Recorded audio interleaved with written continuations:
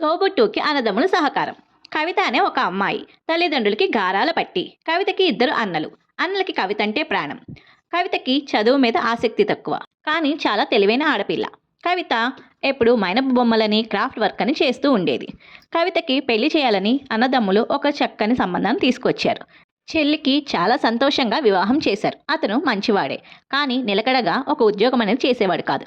Marketing చేస్తూ రకరకాల కంపెనీలు మారుతూ చాలని జీతంతో తన కుటుంబాన్ని నడిపేవాడు. కవితకి భర్త అంటే ఇష్టమే. కానీ అతని స్నేహాలు మరియు అతనికి సరైన ఉద్యోగం లేదని బాధ మాత్రం చాలా ఉంది. పుట్టింట్లో రాణిలా పెరిగి ఇక్కడ తన ఇష్టాలన్నీ పక్కన పెట్టి భర్త సంపాదనకు కుటుంబ ఖర్చులకి సరిపెట్టడం కష్టంగా ఉన్నా అన్నిటికీ సర్దుకుపోయి భర్తకి అత్తమామలకి అన్నీ అందించేది.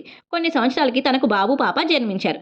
ఇంట్లో పరిస్థితి మరింత ఇబ్బందికరంగా మారింది. చుట్టుపక్కల వాళ్ళు బంధువులు కూడా చులకనగా చూసేవారు. అయినప్పటికీ కవిత ఏ రోజు భర్తని ఒక్క మాట అనేదే కాదు. పిల్లలు కూడా ఎదుగుతూ వచ్చారు. డబ్బు అవసరం చాలా ఉన్నా తన తల్లిదండ్రులను కూడా ₹1 కూడా అడిగిందే లేదు. రోజులు గడుస్తున్నాయి. పిల్లలు ఎదుగుతున్నారు. భర్త జీతం పెరిగినా అది ఇంట్లో ఖర్చులకే సరిపోయి పిల్లల ఫీజుకి ఇబ్బందికరంగా మారింది.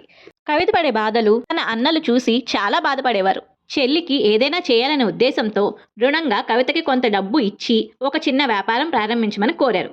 కవిత తన అన్నలు ఇలా సహాయం చేయడంతో చాలా సంతోషపడి ఆడవారికి కావాల్సిన వస్తువులతో ఒక చిరు వ్యాపారం మొదలుపెట్టింది. భర్త కూడా తన వెనువెంటే ఉన్నాడు. చిన్న వ్యాపారమైనా దాన్ని చాలా అభివృద్ధి చేయడానికి ఎన్నో మెలకువలు నేర్చుకుంది. తను చుట్టుపక్కల వారితో మంచి సంబంధాలతో ఉండటంతో వ్యాపారం మంచిగా కొనసాగింది. పిల్లలకి చదువుల పరంగా ఏ లోటు లేకుండా చూసుకుంటుంది. అత్తమామలు తల్లిదండ్రులు తన అభివృద్ధి చూసి ఆనందపడ్డారు.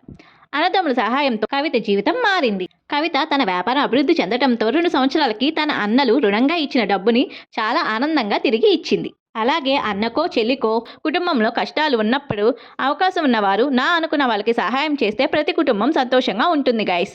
ఈ రియల్ స్టోరీ మీకు నచ్చితే లైక్ అండ్ కామెంట్ ప్లీజ్.